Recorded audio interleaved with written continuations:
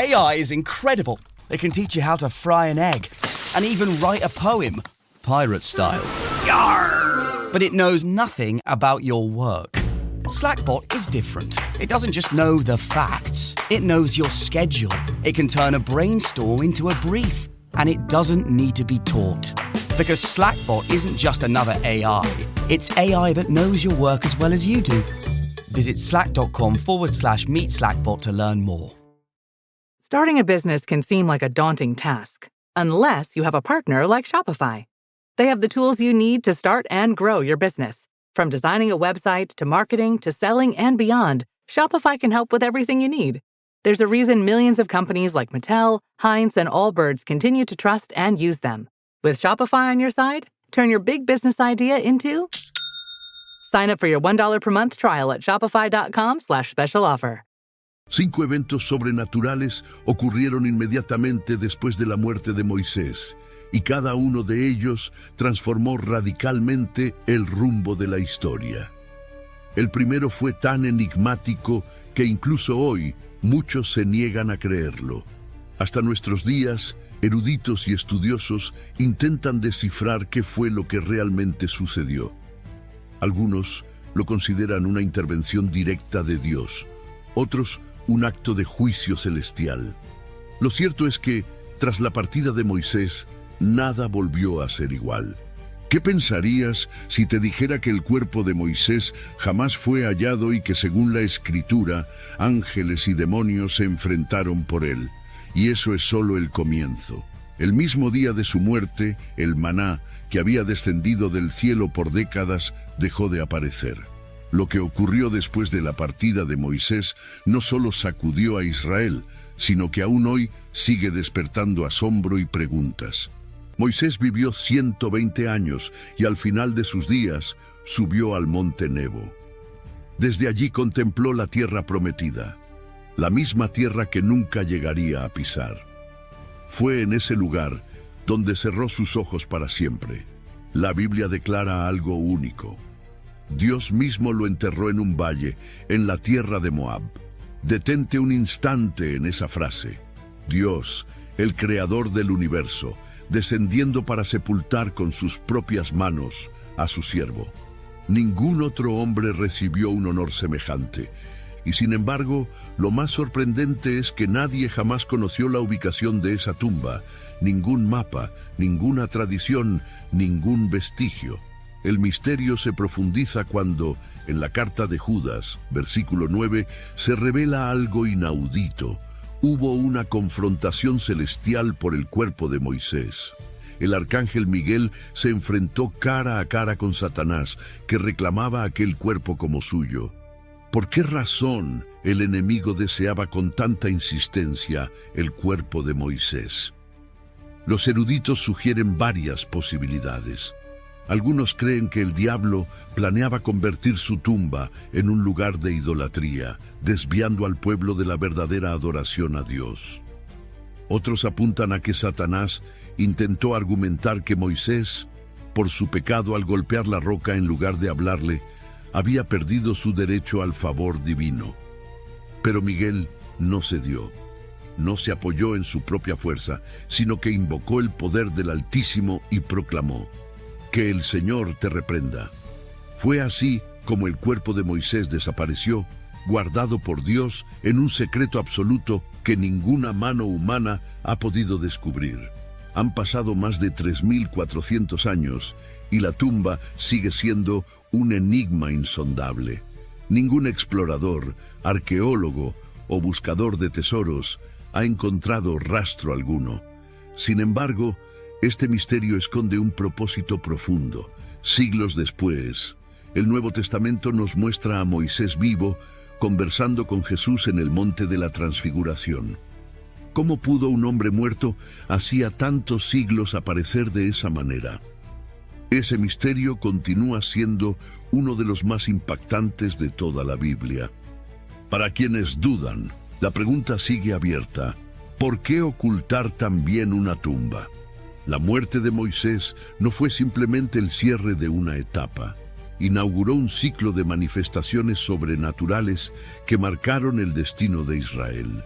La desaparición de su cuerpo fue la primera señal, pero no la única. Al día siguiente ocurrió algo que dejó a millones de personas en estado de pánico. Durante 40 años, el pueblo había recogido cada mañana el maná, ese pan del cielo con sabor a miel. Era su alimento diario, gratuito y abundante, que aparecía como rocío sobre la tierra. No tenían que sembrar, ni arar, ni cosechar. Solo levantar la tienda, salir con sus cestas y recoger el regalo de Dios. Pero aquella mañana, después de la muerte de Moisés, no había nada. El suelo estaba desnudo, sin rastro de aquel alimento divino. Millones salieron de sus tiendas con las manos vacías. Los niños preguntaban dónde estaba el pan. Las madres miraban al cielo en silencio y el murmullo de angustia creció hasta convertirse en un clamor. Durante 4 décadas habían dependido exclusivamente de ese sustento, pero ahora Dios les cerraba esa puerta. Era un mensaje claro. Habían cruzado el río Jordán y debían comenzar a vivir como dueños de la tierra que les había sido prometida. El tiempo de la dependencia infantil había terminado. Ahora era tiempo de esfuerzo, de trabajo, de cultivar, sembrar y cosechar. El cambio fue brutal. Gente que nunca había cultivado nada, ahora debía aprender los ritmos de la tierra. Algunos se quejaron contra Josué, el nuevo líder. Con Moisés teníamos comida asegurada. ¿Por qué nos abandona Dios ahora? Pero Josué se mantuvo firme, recordándoles que la tierra prometida era, en efecto, tierra de abundancia. Pero esa abundancia no se manifestó. I had that dream again.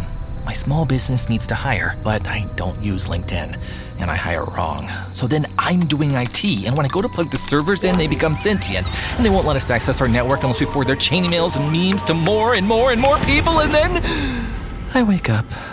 Don't let hiring nightmares ruin your dreams. LinkedIn Jobs' new AI assistant finds and invites best fit candidates to apply, so you can discover talent you may have missed. Post your job for free at linkedin.com/quality. Start hiring today with LinkedIn. Estaba sin responsabilidad ni dedicación. Lo que parecía un castigo era, en realidad, una transición. Dios no había dejado de ser fiel. Simplemente estaba guiando a su pueblo hacia la madurez, hacia un nuevo capítulo en el que la fe y el trabajo debían caminar de la mano. La era de los milagros diarios había concluido. Ya no se trataba de salir cada mañana a recoger el pan del cielo. Ahora llegaba el tiempo de arar la tierra que manaba leche y miel. Los primeros meses fueron los más duros. El pueblo tuvo que racionar el poco maná que había almacenado mientras aprendía a cultivar y a producir su propio alimento. Muchos pasaron hambre y algunos, desesperados, volvieron a comer lo mismo que en Egipto habían despreciado. Fue un cambio brusco, un choque cultural, espiritual y económico. Sin embargo, algo extraordinario sucedió cuando obtuvieron la primera cosecha. Descubrieron que aquella tierra estaba verdaderamente bendecida. El trigo crecía más alto, los frutos eran más dulces, los olivos derramaban más aceite del esperado. Era como si la tierra misma compensara los 40 años de espera en el desierto. Aún así, en muchos corazones permanecía la nostalgia del maná. Había algo único en recibir alimento directamente del cielo. Era un recordatorio diario de la fidelidad de Dios. Con el fin del maná, esa conexión debía experimentarse de otra manera. Ya no era una relación de dependencia infantil, sino un compañerismo adulto. Dios daba la tierra, el pueblo debía trabajarla. Dios la bendecía, el pueblo cosechaba. Así se estableció un equilibrio entre el don divino y el esfuerzo humano.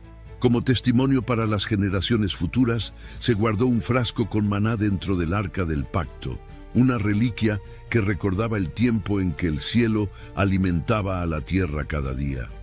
Aquella transición enseñó una verdad profunda. El final de un milagro no significa abandono. Muchas veces significa madurez. El pueblo de Israel estaba entrando en una nueva etapa.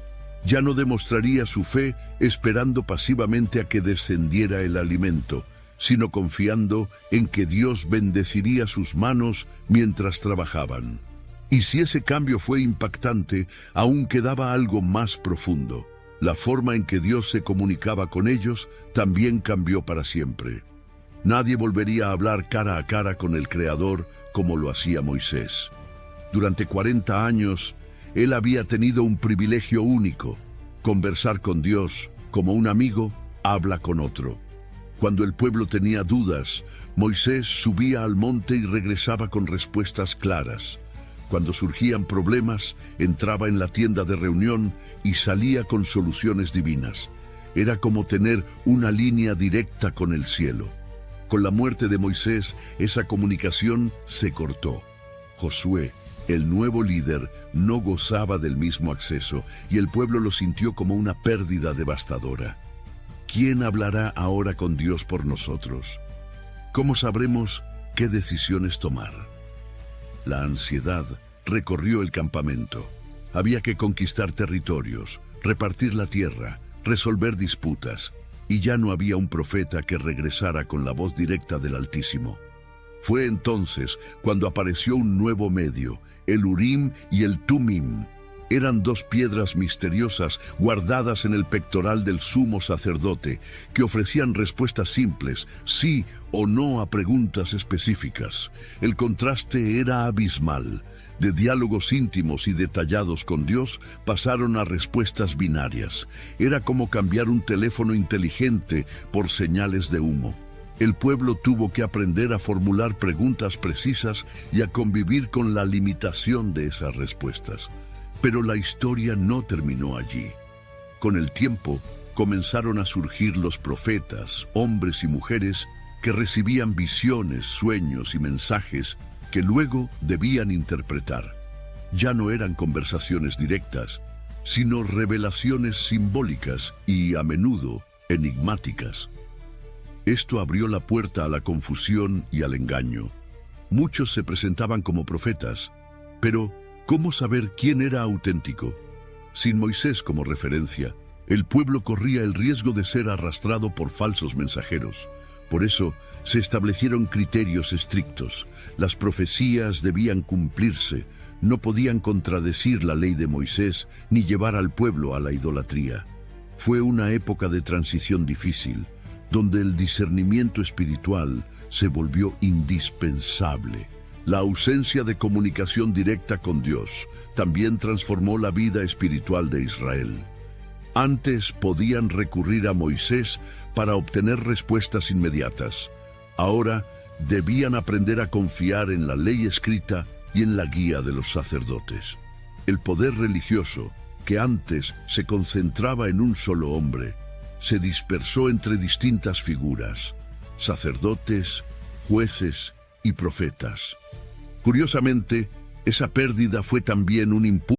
This episode is brought to you by Greenlight. Get this. Adults with financial literacy skills have 82% more wealth than those who don't. From swimming lessons to piano classes, us parents invest in so many things to enrich our kids' lives. But are we investing in their future financial success? With Greenlight, you can teach your kids financial literacy skills like earning, saving, and investing. And this investment costs less than that after-school treat. Start prioritizing their financial education and future today with a risk-free trial at greenlight.com/Spotify. Greenlight.com/Spotify. Impulso hacia la madurez espiritual. Al no depender de un único intermediario, el pueblo comenzó a desarrollar una relación más personal con Dios. Tenían que aprender a escucharlo en la Escritura, a confiar en su fidelidad y a vivir su fe con responsabilidad. La oración personal comenzó a cobrar un peso mucho mayor. Meditar en la ley ya no era una opción, sino una necesidad vital. Era como cuando un hijo deja la casa de sus padres y debe aprender a sostenerse solo. La fe de Israel había madurado lo suficiente para caminar sin depender de un único mediador. Muchos eruditos creen que esta transición fue necesaria para preparar al pueblo para su futuro. Si hubieran continuado apoyándose en Moisés como el único vínculo con Dios, jamás habrían alcanzado la madurez espiritual que más tarde necesitarían para sobrevivir como nación. La muerte de Moisés obligó a Israel a evolucionar. El impacto de este cambio fue tan profundo que se extendió mucho más allá de aquella generación, moldeando toda la historia religiosa posterior. El modelo de profetas, sacerdotes y escrituras sagradas que surgió después de la partida de Moisés se convirtió en la base sobre la que se sostendrían no solo la fe de Israel, sino también otras religiones que surgirían siglos después. Sin embargo, cuando parecía que nada más podía sacudirlos, la ausencia de Moisés estuvo a punto de provocar lo impensable: una guerra civil entre las tribus de Israel. El cuerpo de Moisés aún no había desaparecido del todo de la memoria del pueblo, y las tribus ya estaban a punto de derramarse sangre unas a otras. Y no es una exageración, la nación estuvo al borde de aniquilarse antes de haberse consolidado. ¿El motivo? Un altar.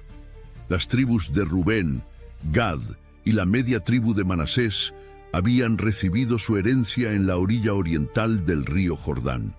Moisés les había concedido esas tierras con la condición de que primero ayudaran a sus hermanos en las batallas para conquistar Canaán. Cumplieron su promesa, pelearon hombro a hombro y después regresaron a su lado del río. Hasta ahí, todo en orden.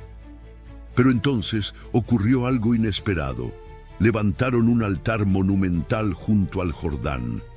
Para las demás tribus, aquello fue una señal inequívoca de rebelión. ¿Cómo se atreven? El único altar debe estar en el tabernáculo. Cualquier otro altar es traición, es idolatría. El pánico se transformó en furia y en cuestión de horas, miles de hombres se armaron para exterminar a sus propios hermanos. Sin Moisés para mediar, el peligro de guerra civil era inminente. Josué, todavía abrumado por la responsabilidad, veía cómo el pueblo que había marchado unido durante 40 años en el desierto estaba a punto de dividirse en pedazos. En medio de aquella tensión insoportable, se tomó una decisión sabia. Antes de atacar, enviarían una delegación de diálogo. El sacerdote Fineas encabezó el grupo que cruzó el Jordán para enfrentar a las tribus orientales. ¿Qué significa este altar? Nos están traicionando. Están abandonando al Dios de Israel. La respuesta que recibieron fue tan inesperada como reveladora. No hemos edificado este altar para sacrificios, sino como testimonio. Tememos que en el futuro sus hijos digan a los nuestros que no pertenecemos a Israel. Este altar es una señal visible de que somos un solo pueblo, aunque estemos separados por el río. La explicación desactivó la crisis, pero no eliminó del todo la desconfianza. Aquel episodio reveló lo frágil que era la unidad de Israel sin la autoridad indiscutible de Moisés. Cada tribu comenzó a actuar con más independencia. Las decisiones se volvieron más colectivas, pero también más caóticas. Pequeños conflictos por tierras, pastos y fuentes de agua se multiplicaron. El espíritu de unidad que los había mantenido firmes en el desierto comenzó a resquebrajarse. Josué, consciente del peligro, convocó una gran asamblea nacional. Todas las tribus enviaron representantes. Era indispensable establecer reglas claras y nuevas formas de resolver disputas. De aquella reunión nació el sistema de ancianos tribales, un consejo en el que cada tribu tenía voz y representación. Era una especie de gobierno primitivo, descentralizado, que buscaba mantener la cohesión del pueblo. Aún así, la herida de aquella casi guerra civil nunca terminó de cerrarse. Las tribus orientales cargaron con el estigma de la sospecha y con el paso de los siglos fueron las primeras en caer frente a los invasores, las primeras en perder su identidad israelita. La muerte de Moisés había dejado al descubierto un vacío de poder enorme. Un líder carismático y absoluto se había marchado, y el pueblo que durante décadas había aprendido a obedecer, de pronto debía aprender a negociar, a dialogar, a gobernarse. La ironía es evidente. Moisés dedicó 40 años a preparar a Israel para entrar en la tierra prometida, pero no pudo prepararlos para vivir sin él. Quizás Moisés pensó que Josué sería suficiente. Quizás nunca imaginó que su ausencia provocaría un impacto tan profundo en el corazón y en la estructura de su pueblo. El altar de la discordia finalmente recibió un nombre, Ed, que significa testigo. Permaneció en pie durante siglos, recordando no tanto la unidad de Israel, sino la fragilidad de las relaciones humanas cuando falta un liderazgo firme. Era un monumento a la memoria de aquel día en que Israel casi se destruyó a sí mismo. Y sin embargo, lo más asombroso estaba por venir, porque a pesar de las crisis, a pesar del caos y la tensión, Israel logró lo que parecía imposible: transformarse de un grupo de antiguos esclavos nómadas en una nación consolidada. Lo verdaderamente extraordinario es que fue precisamente la ausencia de Moisés la que forzó este cambio. Durante 40 años, Israel había sido un pueblo errante. No tenía un territorio propio, ni un gobierno estable, ni instituciones formales. Habitaban tiendas, dependían de milagros diarios y vivían bajo la conducción casi absoluta de un solo hombre. Eran, más que una nación, una comunidad religiosa en tránsito. La muerte de Moisés lo cambió todo. El primer giro fue territorial. Sin un líder que concentrara el poder, cada tribu tuvo que responsabilizarse de su herencia. Josué repartió la tierra de Canaán echando suertes, un método que evitaba favoritismos y garantizaba imparcialidad. Así, de repente, familias que nunca habían poseído una casa se convirtieron en dueñas de parcelas. Aquellos que habían vivido en tiendas durante generaciones comenzaron a construir casas de piedra. Los pastores nómadas se transformaron en agricultores. Fue una revolución social como nunca antes habían experimentado. El cambio político fue igual de profundo. Las leyes entregadas por Dios en el monte Sinaí dejaron de ser simples mandamientos religiosos para convertirse en la constitución de la nueva nación. Sin Moisés para resolver cada conflicto, el pueblo tuvo que crear un sistema judicial. Surgieron jueces locales entre los ancianos de cada aldea, tribunales regionales para casos más complejos y consejos de ancianos para cuestiones que afectaban a toda la comunidad. Fue el inicio de un sistema legal ordenado, basado en la ley de Dios, pero administrado por los propios hombres. La economía también vivió una transformación radical. En el desierto todo había sido compartido. El maná descendía del cielo, se repartía equitativamente y no existía el comercio. Ahora, con tierras propias, apareció la propiedad privada, los mercados, los intercambios y la integración en la economía del Antiguo Oriente. Los israelitas comenzaron a comerciar con cananeos, fenicios y filisteos, aprendiendo nuevas técnicas agrícolas y artesanales. Culturalmente, el cambio fue enorme. El hebreo adoptó palabras extranjeras, la gastronomía se enriqueció, y nuevas tecnologías como la metalurgia y la construcción en piedra transformaron la vida cotidiana. Incluso la navegación comenzó a desarrollarse a partir de los contactos con los pueblos costeros. Israel ya no era un grupo aislado en el desierto, sino un actor que se insertaba en el entramado cultural de la región. En lo militar, dejaron de ser una masa desorganizada para convertirse en una confederación de tribus armadas. Cada tribu defendía su territorio, pero cuando surgía una amenaza externa, se unían en una fuerza común.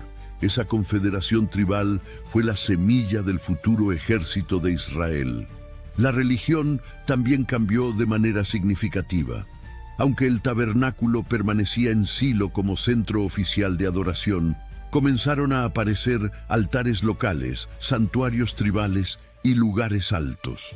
Esto traería problemas más adelante, pero en aquel tiempo ayudó a consolidar la presencia de Israel en la tierra. Lo más fascinante es que toda esta metamorfosis ocurrió porque Moisés ya no estaba. Su ausencia obligó al pueblo a asumir responsabilidades, a madurar, a organizarse y a depender no de un hombre, sino de la fidelidad de Dios y de sus propias decisiones.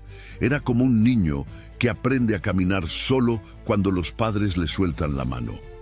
Los eruditos llaman a este tiempo la era de los jueces, un período que duró aproximadamente 200 años. Fue una etapa turbulenta, con victorias y derrotas, con momentos de fidelidad y de caída. Pero fue también el tiempo en que Israel comenzó a forjar su identidad nacional única. La ironía es poderosa. Moisés dedicó toda su vida a preparar al pueblo para entrar en la tierra prometida, pero fue su muerte la que finalmente convirtió a Israel en una nación. A veces, el mayor legado de un líder no se encuentra en lo que hace en vida, sino en lo que permite que ocurra en su ausencia. Moisés dejó un pueblo que aprendió a caminar solo, un pueblo que mantuvo viva su memoria, pero que forjó su propio destino bajo la bendición de Dios. La muerte de Moisés no fue el final, sino el comienzo de una nueva etapa. Su ausencia obligó a Israel a crecer, a dejar de depender de un hombre para aprender a caminar con Dios por sí mismos. Ese vacío se convirtió en el terreno donde nació una nación, y así lo que parecía una pérdida irreparable se transformó en el legado más grande: demostrar que la fe verdadera no muere con un líder, sino que se renueva en cada generación.